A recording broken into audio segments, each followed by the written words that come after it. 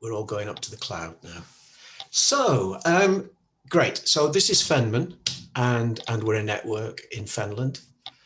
And we're all involved with different organisations, and we're all interested in understanding more about the different ways in which we can make a difference alongside others, to learn from what others are doing and to do things better together. And today we're going to learn about modern slavery.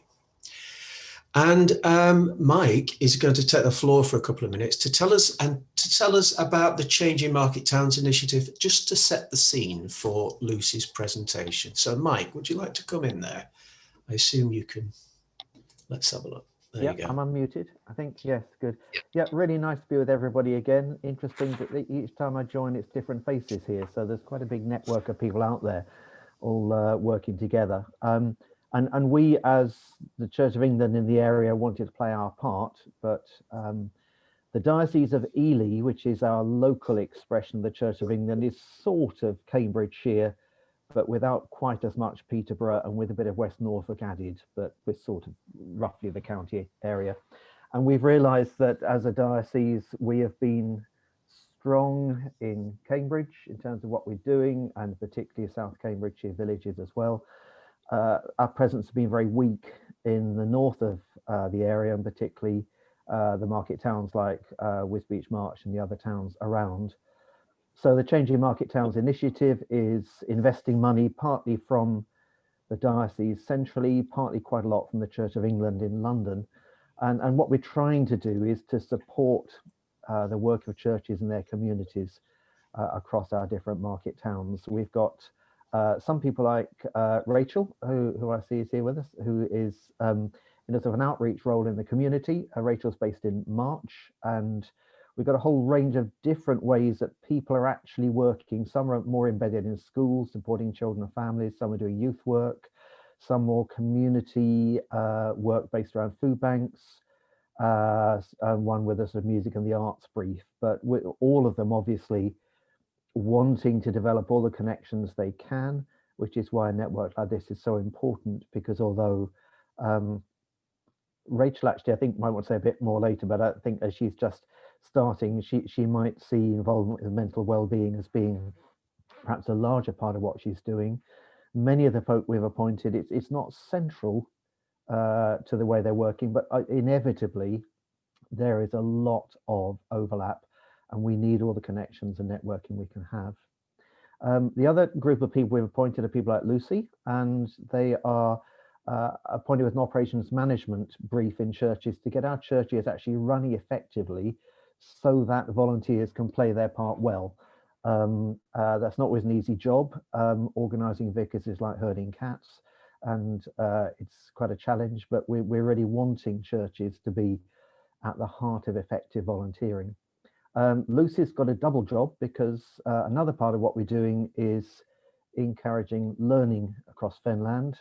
Quite a lot of that is more church related. We've been training people for local church lay ministry recently. It's been great to see that coming through.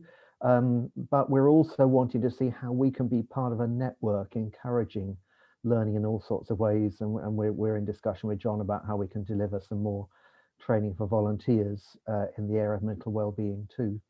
And the work that Lucie's been doing with modern slavery, in some ways it's mostly branching out from that sort of learning and awareness raising part of what we're trying to do, as we're trying to play our part, making as much difference as we can in the towns across the Fenland area.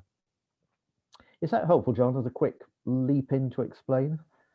Thank you, that's very kind, and thank you, Mike, and that sets us up nicely for Lucie's presentation. You may remember that this is what went out. Modern slavery, what is it? Where is it? How do I spot it? What can I do about it? Who is already doing something about it? How can I help? And these are the questions that I've asked Lucie to help us to address today. And I was really impressed by Lucie's certainly coming from the heart with this. And I think that's where we all are coming from, hopefully. So Lucie, at that point, we're in your good hands. Thank you. Lovely, gosh, well, thank you for that marvellous introduction. No pressure on me at all, is there? Thank you. So, yes, I'm the operations manager based in Wisbech. I live in Wisbech, been here for about 13, 14 years now. And I spend quite a bit of time in the community and with the community, not just as my job, but as Lucie, as a person. And throughout the years, I've been walking alongside many people of all different walks of life, which has really shaped my outlook, and it's been a fabulous journey. However, I was unaware of the modern slavery, modern exploitation issue. I hadn't pieced the pieces together. Vulnerability with poor mental health, homelessness, alcoholism, substance dependency. I just hadn't pieced this all together until late last year, probably more or less a year ago. I started to dig around a bit and piece things together. I've also had some personal links with the county lines, not me, but I know of family members that have been wrapped up in that sort of thing. So that's why I guess I am wanting to respond to the needs of the community. So I had a little look around, did a little bit of digging, and thought there must be something out there to help the community, to help these people.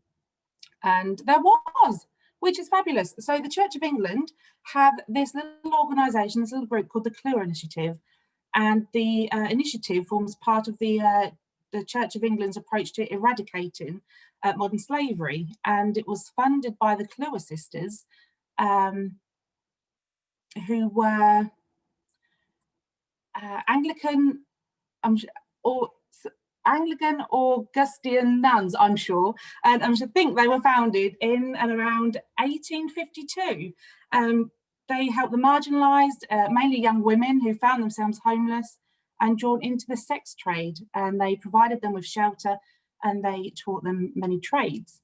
So locally, the Clewer Initiative are now working in and with communities via churches, ambassadors, key organisations. They help groups to look at the risks and the resources in their area, and they ask how they can help to address those risks, how they can help to address those issues and concerns.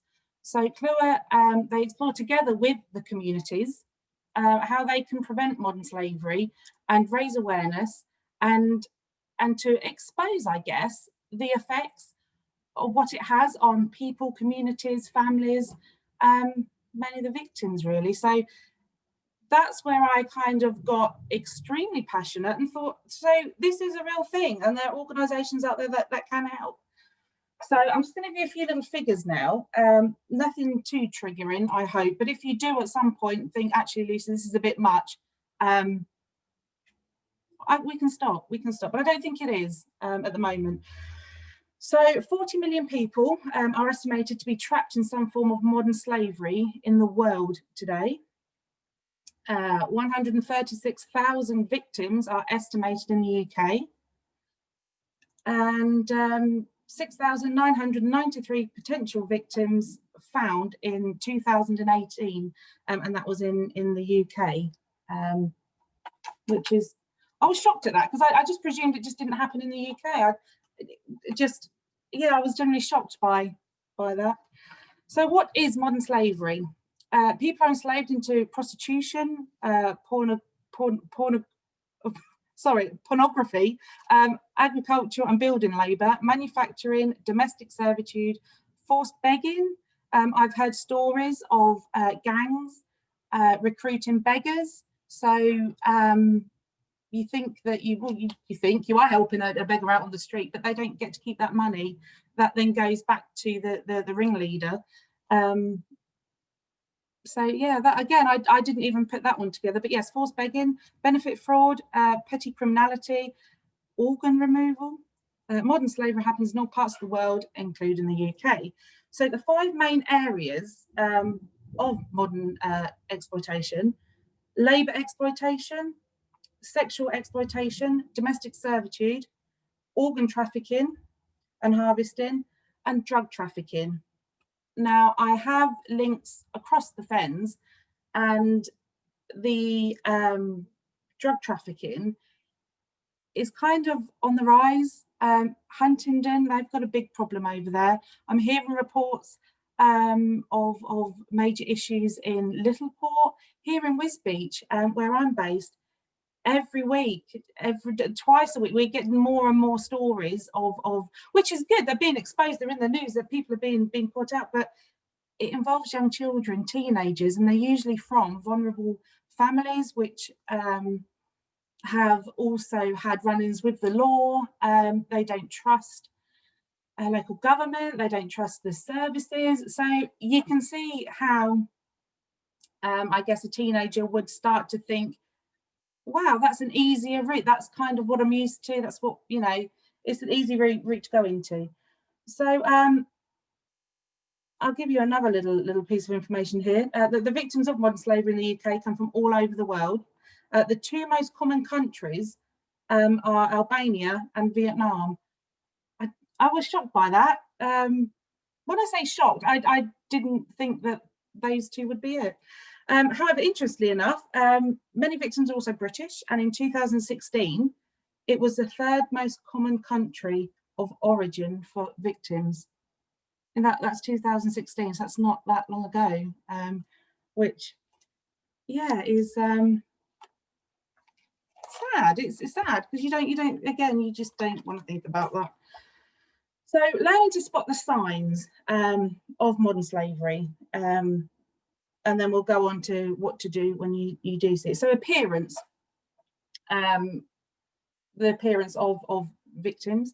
They usually show signs of physical or psychological abuse and untreated injuries.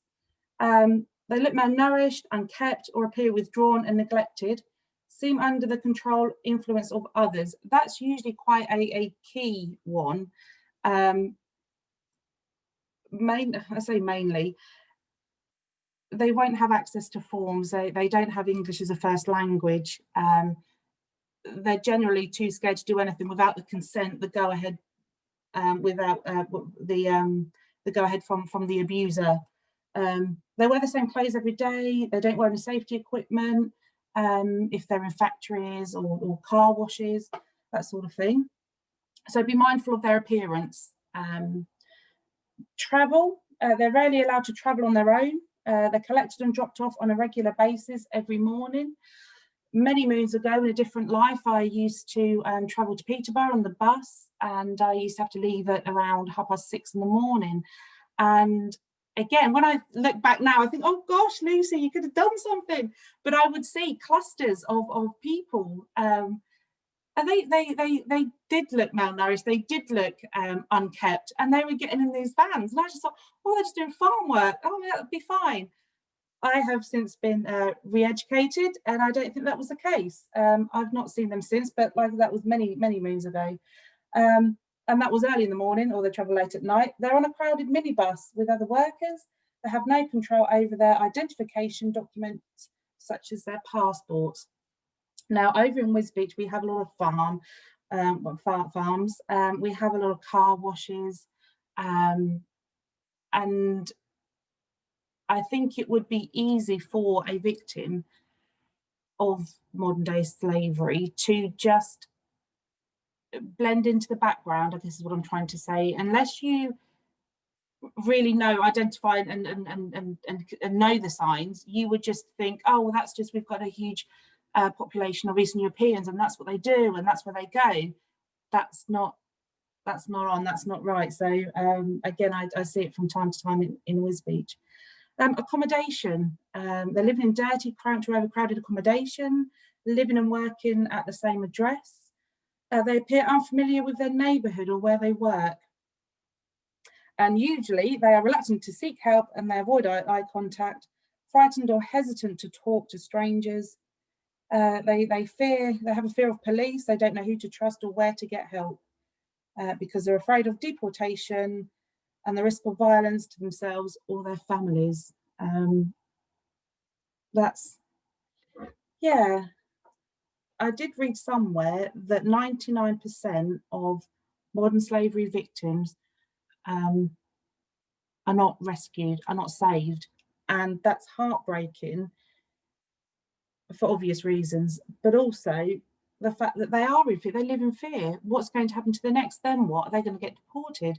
What's going to happen to the other end, in the other country where their families are? So that's a real serious issue when we're working with modern slavery victims, organisations, clusters, groups. It doesn't have a high success rate. However, that does not mean that people stop trying. That does not mean we don't do it, because the success stories, the journeys that the survivors have taken, it's life-changing.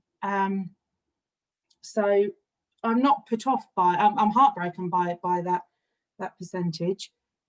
That doesn't put me off. If anything, that motivates me more to raise awareness, to spot the signs, to train others, to help encourage others to not be intimidated by the phrase exploitation, slavery, because they're harsh words. It's intimidating.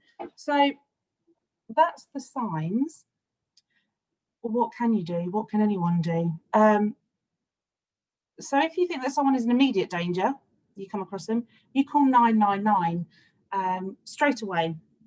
If it's a non-emergency, suspicious activity, something you think, oh, I'm not quite, something doesn't sit comfortably with me, I'm not too, just call 101 and report it to them.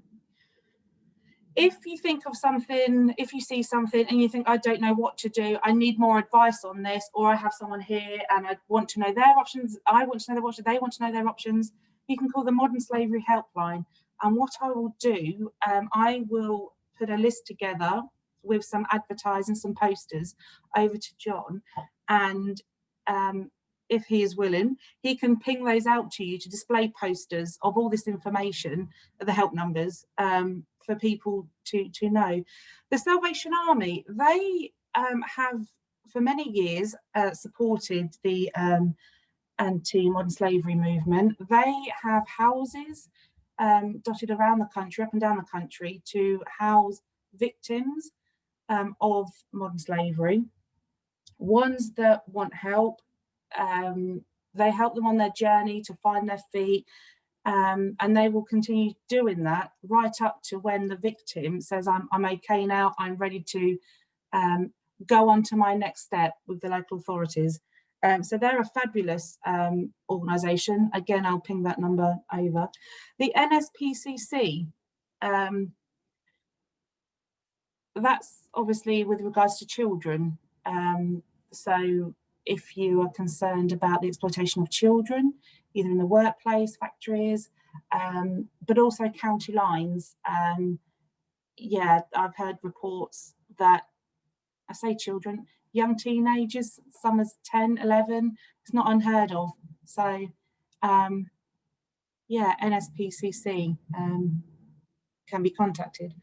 So what I'm going to do about it, what's the point? So as I mentioned before about responding to the needs of the community, I have been working with Clewer and been in conversations with the Salvation Army to establish something along the lines of a anti-trafficking task force. Now, I appreciate that sounds quite aggressive. It's not, at this stage it's not. But what I mean by that is we're going to hopefully have a team of organisations, individuals that are going to work together across the Fens, so a more holistic approach, to raise awareness, to help train local groups, organisations to spot the signs. So at the moment, I'm in communication with food banks, putting a presentation together to train the staff at the volunteers, the staff at the food bank, so they know how to spot the signs. To equip them, to mobilise the communities, the organisations. That's my next step, that's our next step as the task force. So I guess what I'm here now really is going to say to you, if this is something that you'd like to be a part of, even if it's just displaying a poster, even if it's just keeping in contact with news, events, articles, then please contact me. Again, I'll give John permission to share my email address far and wide, because you can do something within your local context, within your local community. It doesn't even matter if you're not really based in the Fens, it's still raising awareness, and we're still going to help people. So yeah, if you're interested, let me know. As I mentioned before, there is a huge link between poor mental health, being exploited. That's what the exploiters prey on. So they will be hanging around outside food banks. They will be hanging around the park where the homeless people are, because they're going to prey on them. And I've had many conversations with many homeless people where they say, oh, but it's all right though, because I get this out the end of it. Oh no, I don't. Do you know what? No, it's just not worth that. No, I get this out of it. And I think you're worth so much more. So that's really it from me. Please ask me as many questions as you want, and I will do my best to answer. Yes, thank you. Thank you, Lucy. That's a lovely introduction for some of us to this very complex area, I think. It's extremely complex. Yeah, and it's good to know that you're looking to put together a task force, a group of people who can act in concert, really, to make a difference. Does anybody want to ask a question, make a comment at this stage? Who was that? How do you put your hands up? Just wave at me. If you put your camera on and wave at me. I can see you, Sue. Come in, Sue. Oh, okay. No, I just wanted to mention the national referral mechanism as well, which is on the government website that gives guidance on how to refer someone you suspect of being trafficked, which is for children and adults. I do need to add that. I'm pretty sure. Do you need the victim's permission for that? Because I think that there's a grey area. I don't think you do, no, but I'm not 100%. Okay. Not if they're at risk. It's called the National Referral System. Referral mechanism. Mechanism. Mm-hmm. Okay, thank you. And Vicky.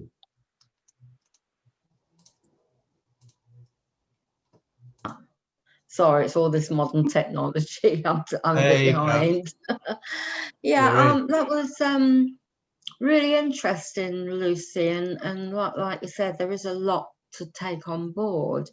And I'm just wondering, a lot of it, I think, is if you suspect somebody might be being exploited, you know, by approaching them directly, how do we know we're not putting them in danger? Because I would doubt they're very rarely very far away from the person that is exploiting them. So how would you, you know, do that, if that makes sense? Yeah, no, it makes perfect sense. Thank you, Vicky. So it's about trust. And what I've found in my life in times of being Lucy is that if a person just randomly goes up to another person and says, you've been exploited, they're just going to shut down and think, what, I don't know you. So it's that trust piece.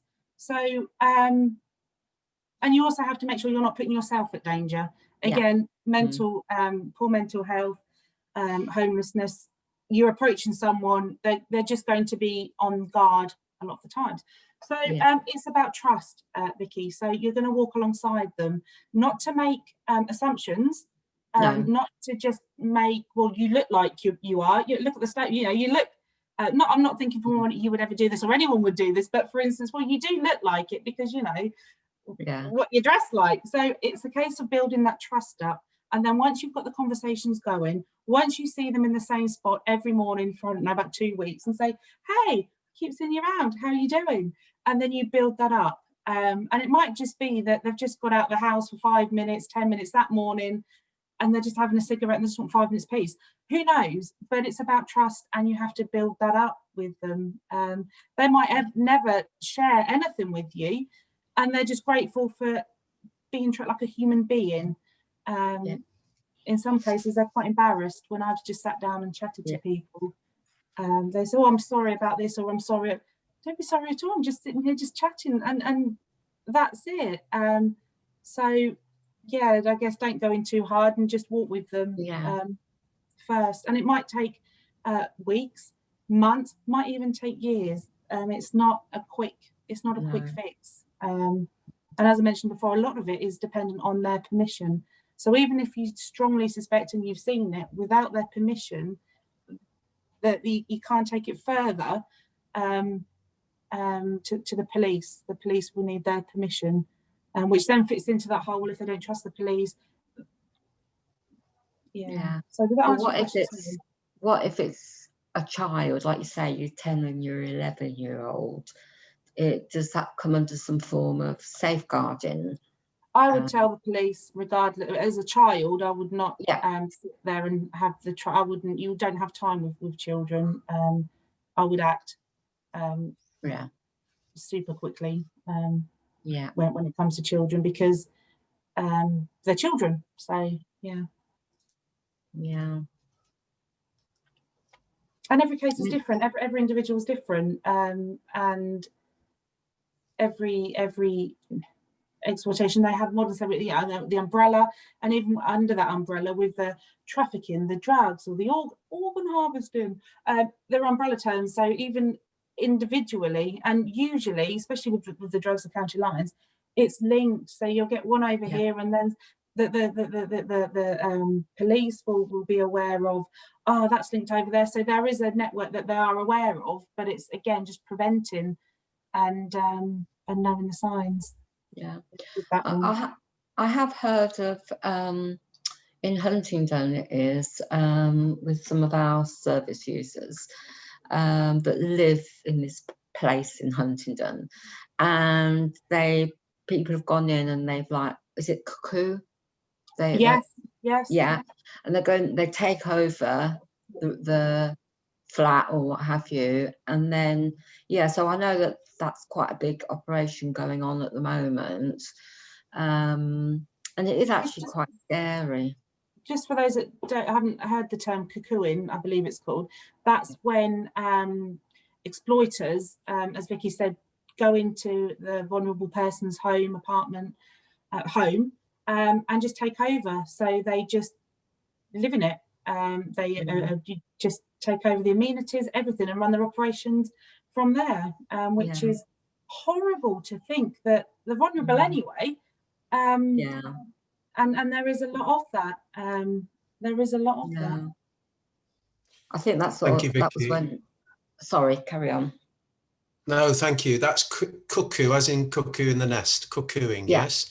Yeah. And thank you for that. And remember, Sue's going to come in now. If you do want to come in, put your camera on and give me a wave. Sue, over to you. No, I just because I used to work for a child sexual exploitation charity. If you go on the either the Peterborough or the Cambridge local authority website, there are procedures on there how to report a child sexual exploitation, which includes trafficking as well. On there, there are and there's a group, a multi-agency group called the MACE, which is multi-agency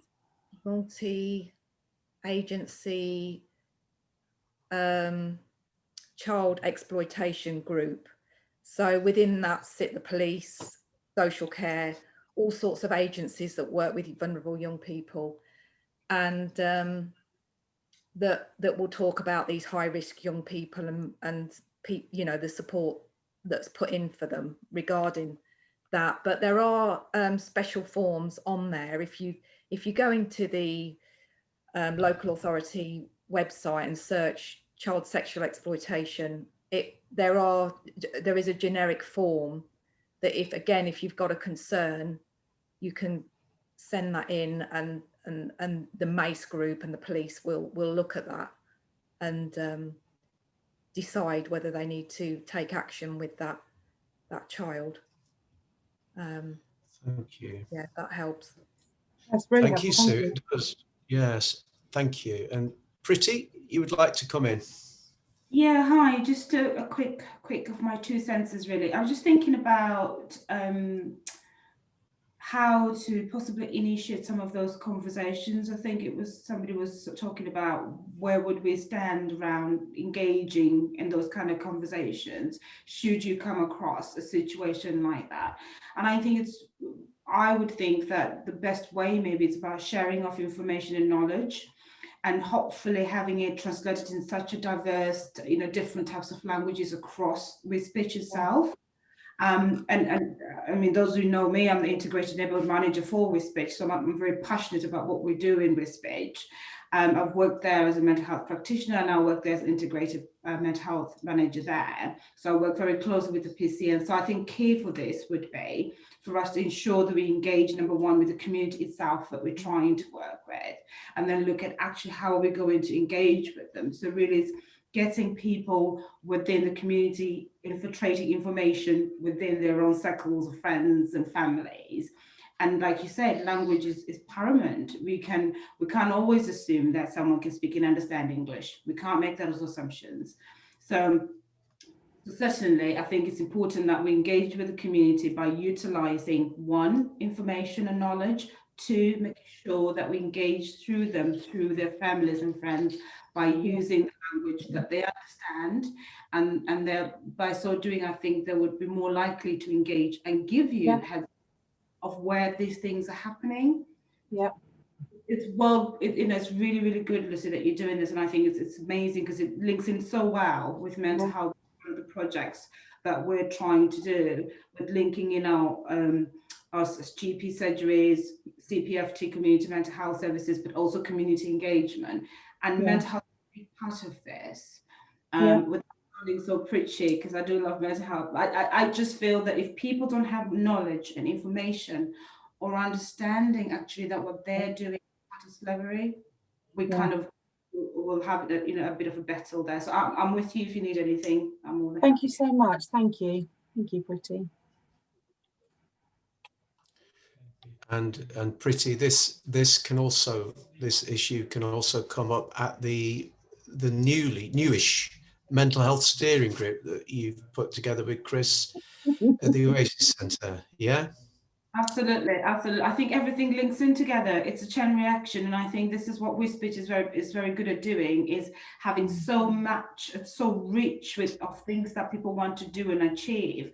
The risk though comes when there's a lot of talk and not a lot of action. And I think when people join these links together, you will be amazed at the kind of work that we can achieve as a community. And that's it's not about I am doing this on my own. It's about how can we all link in and make this happen. I'll mute away now. No, it's all good. It's all good. It's great. Totally agree with you. And did you want to come in, Roxanne? Rox? Yeah. Do come in. Yeah. It's just to say as well, to support people on the ground that are going to be having them conversations with individuals, we offer something called MEC training, so making every contact count training. So it's run by Wessex. So that's something that we can always support people that are going to be having them face-to-face conversations. So it's all about having the right conversation in a short amount of time. So that might be something that's that make every contact count. Making every contact count. Right, and I didn't quite catch the trainer who's delivering it. Sorry. So we provide it as a service that everyone else provide it. It is currently on hold at the moment. We are looking into adapting it into a virtual platform, but that is still a work in progress.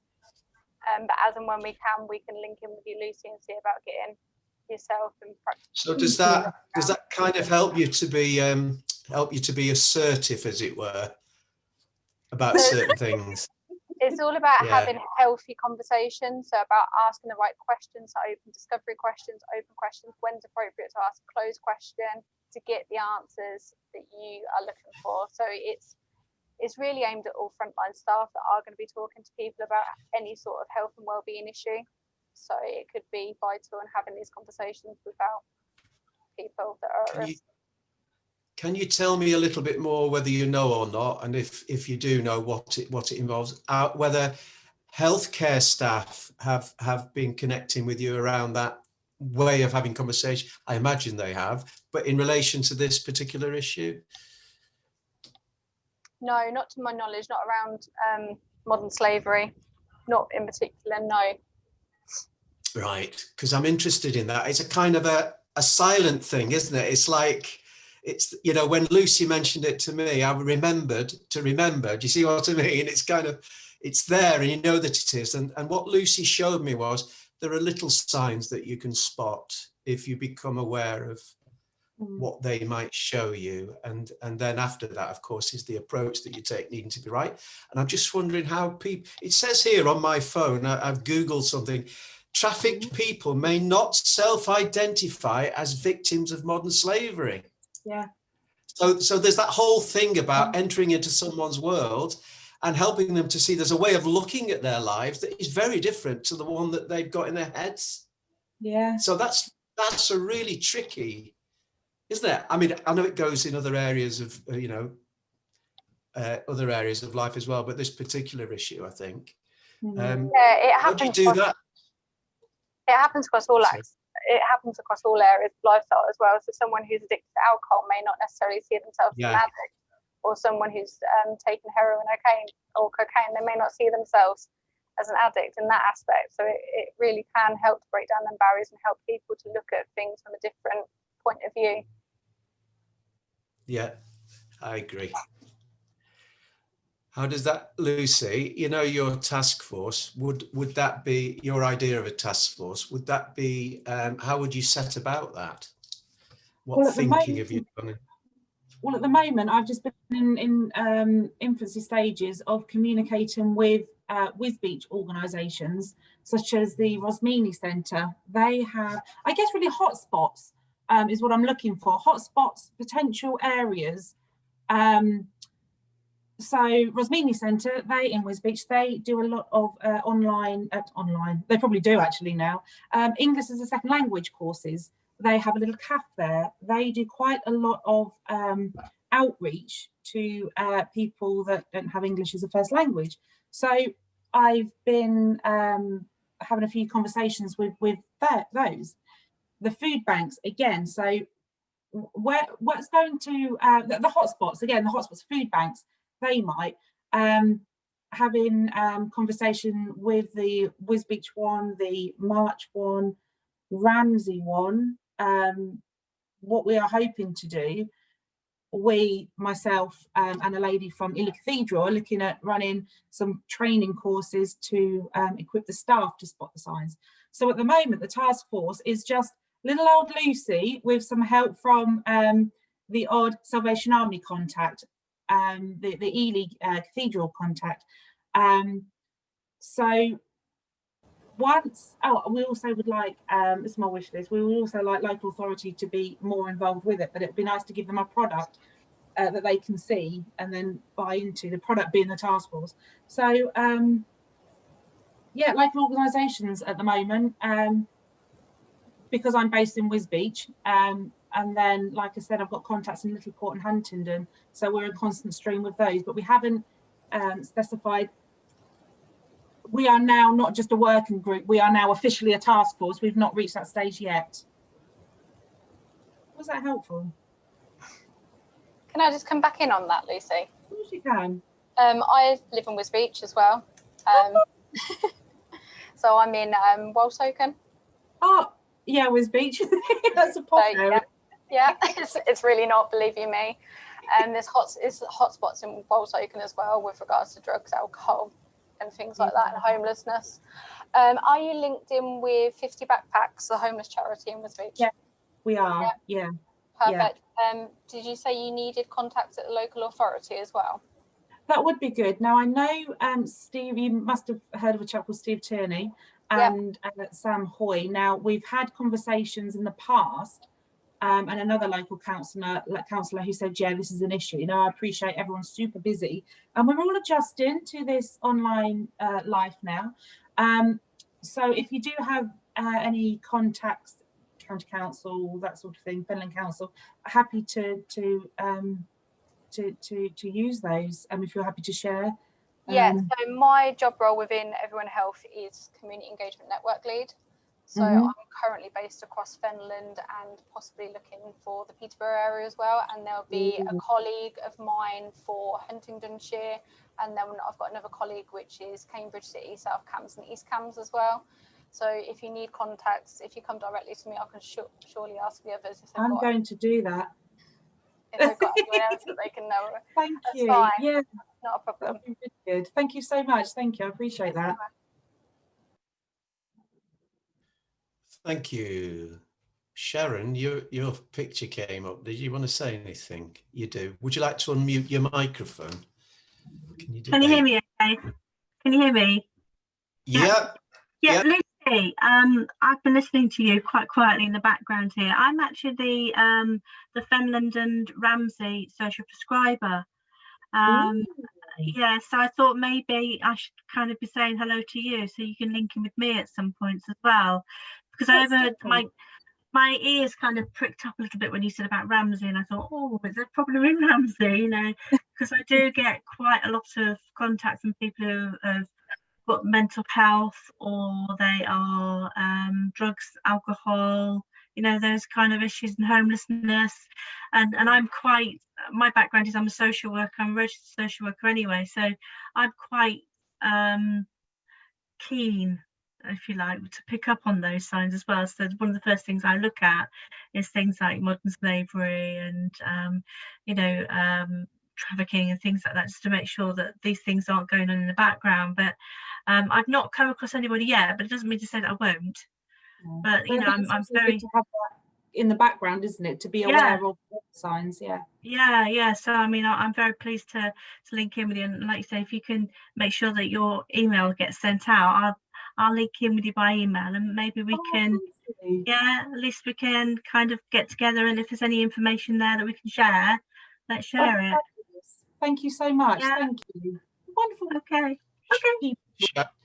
Sharon, before you disappear again, listen, we shouldn't assume everybody knows what it is, but could you just quickly say how social prescribing works for someone? Okay, well, social prescribers, we're fairly new in post, actually.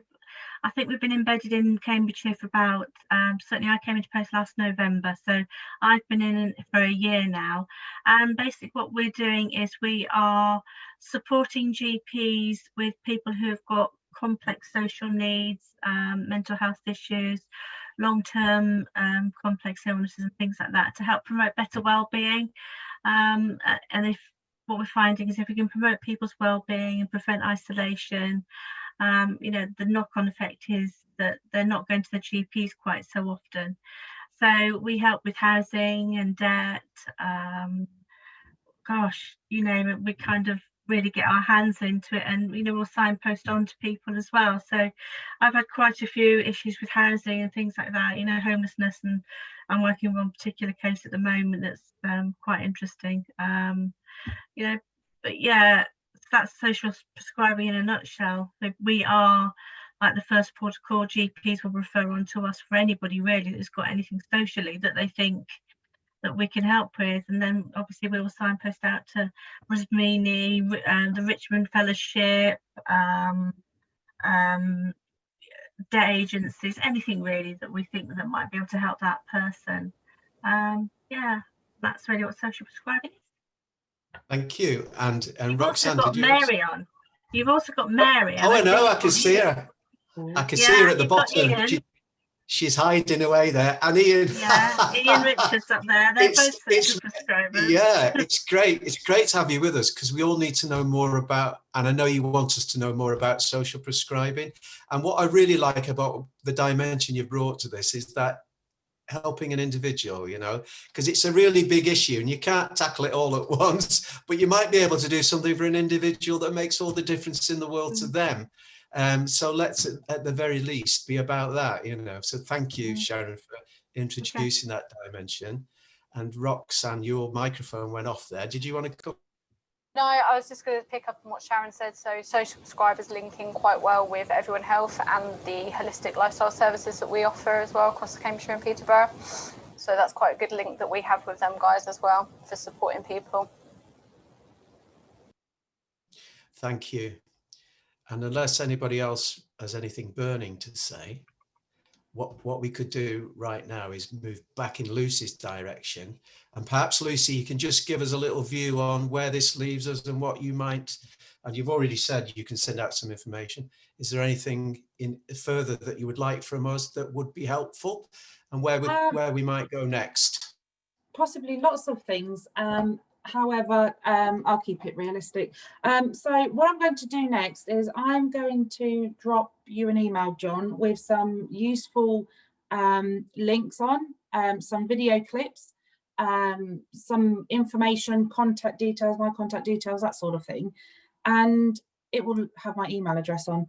If you guys do feel that you can help and support in anything, really, I'm generally grateful for anything. Contacts, we can either meet up virtually or in real life, in person, over a coffee or something, and we can explore how we do something locally that fits your local context.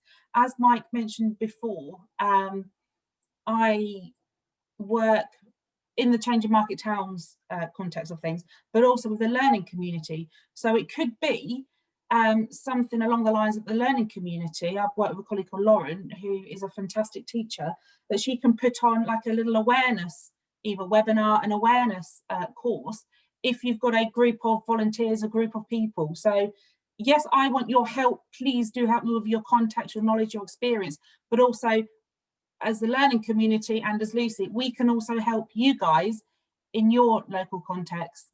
So it's a little bit of a partnership, give and take. But I'm really grateful to be here today and having an hour of your time and attention, because they're two different things. This has been so helpful. So yeah, I'll get an email to you, John, with all the little bits and pieces on. And then if you could send that out to anyone and everyone, and then please do reply to me with anything you jolly well like. Thank you. Thank you, Lucie. Thank you for what you've brought here today. That's been really illuminating and helpful, certainly from my point of view, so.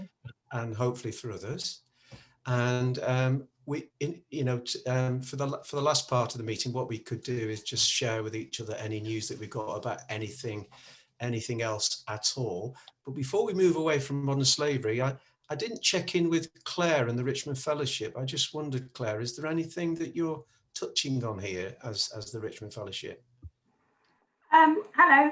Yeah, it's just very interesting to hear, because obviously we do work in Wisbech and we are aware of situations and how difficult things are. So it would be really interesting for us to sort of find out more, keep involved with yourself going forward. I'm just thinking of somebody actually that I've just contacted to see if they would like to know more as well, Lucie. So I'll come back to thank you. Because I just thought somebody. So yeah. Thank you. It's not on. Sorry. Thank you, Claire. Hi. Thank you very much. Now, I don't know if you fancy saying hello, Rachel. You're new in post, and you've started work in March. I don't mean the month of March. I mean March, the town, and we're interested, aren't we, in bringing something of a focus to March and what's happening there. A lot of what we've been doing so far as a network has been focused on Wisbech in particular, but Fenland is more than Wisbech. Can you say a little bit about just what you're starting out on, Rachel? Yeah, so this is my 5th week in the job, I think. It's flown by, so I kind of lost track of time. My role is under the Changing Market Towns Initiative that Mike was talking about. My job title is Community Mission Worker. But what I am trying to do at the moment is just actually get to know people in the community of March, key players in March. So if anybody has any contacts, please let me know, to get a sense for the needs of this community. And then from there, look at what, as a church, we can kind of set up, but everything I want to do with the community first and led by community. So that is the approach that I'm looking at. I've obviously done some research and made some contacts, and am hearing back that there is a real need in March in terms of mental health provision. Lots of people who are struggling with anxiety and various things like that. So we were thinking that perhaps it might be good at some point to do one of these meetings, kind of specifically speaking about March and provisions that are out there and things that might be needed and how those may be able to be created. But again, working collaboratively with lots of people. Yeah, so. Well, we all wish you well, Rachel, and do make use of us all. We're here to be helpful to each other. And I'm looking forward to getting to know March a lot better. In the old days, driving to Wisbech, you just otherwise you just bypassed these other places. But we also have Heidi Lemon and others who are based in March, who are working for Active Fenland, I think it's called. And I know you're going to meet Heidi, and and others who are committed to March have lots to teach us too. But as you were saying, it's about getting to know local people as much as anything. Yeah. So good luck, Rachel. We wish you well. Anybody else want to come in with any news?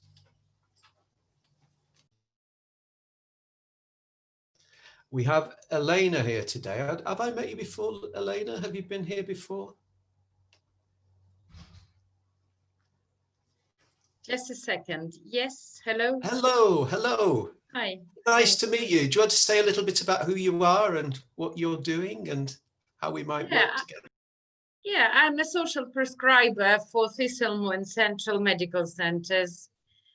Yes, it's mainly population on Lincoln Road and around surrounding areas. Yeah. We've got lots of work to do, yeah. So we need to have a FENMHAN all about social prescribing, don't we? That's the message from today. Yeah, good, yeah. That would be good. Well, you're very welcome, Elena. Have you been before? I don't think so. Okay. We just we had an email today, invitation for this meeting, and I joined. Thank you for coming. It's lovely to meet you. Nice to meet you too. All. And Marika, you came in a few minutes ago. Do you want to say a quick hello and how it's going for you? Hi, yes. I've joined you in the last meeting as well, and I've been here at the beginning, but got a huge internet problem today since the morning, so it keeps kicking me out. Therefore, I'm not going to try and put the video on just in case. Yeah, I'm here together with Claire Huntley. I've joined Richmond Fellowship not that long ago, months ago. Therefore, it's beneficial for me to be joining this kind of meetings as well to, of course, help me and to get the idea what's out there, who to reach for help. So yeah, it's nice to hear and see so many people joining and to see that there are so many people out there that we could also speak to if needs be. Yeah. Thank you for coming, Marika. And the work is going well? It's going well, yes, thanks. Oh, that's lovely to hear. And Anna, you dropped in today. Hi, Anna. Would you like to say a quick hello? Hi, John. Yeah, sorry, I'll just I've unmuted, but I haven't uncameraed. Hi. Yeah, no, thanks. Really interesting presentations. So great to hear them, and really interesting to meet so many social prescribers. I've just been working over the last week on a social prescribing bid for green activities. So I'm sure the competition is going to be really, really stiff, but it would be great if we got some money. We're looking for a bid which will pan across Cambridgeshire and Peterborough, but we'll focus on those areas most impacted by deprivation and mental health. So it would be great to touch base with you all at some point, but also I'll keep you updated on how the bid progresses. Thanks, Anna. And like myself, we work for CPFT, don't we? Yeah, sorry, I should have introduced myself. No, Thanks, John. I could have said that for you. I do apologise. But our focus, Anna, is on involvement and participation, isn't it? Yeah. Yes, and absolutely. And I think seeing the CPFT community as much wider than people who are employed by CPFT, but really wanting to form relationships and create partnerships with people outside of the traditional boundaries of CPFT. Thank you, Anna, and I'm so pleased you managed to drop in. No. Okay, so we can start to draw to a close, and I'd like to thank everybody for joining together for this. And we're going to meet again on November the 30th, and the floor is open. So if there's anything in particular you think we should focus on that we can learn from, and wisely use our hour and a bit together to focus on, then do let me know, and do stay in touch, Lucie, too, to let us know how you're getting on. You know, do drop in and give us an update, and I await your contributions that I can share with others. And don't forget, we've recorded this so others can also pick up on what happened. Anybody got any closing information to share? Okay, well, I wish you, yes, I just wanted to say thank you again. I really do appreciate and value your time. I really do. So thank you for having me. It's our pleasure, and it's an open door, FENMHAN. You're always welcome. And thanks, Mike, for your introduction, and for being here. Brilliant. Okay, everyone, have a great evening, and thanks for being here. Bye-bye.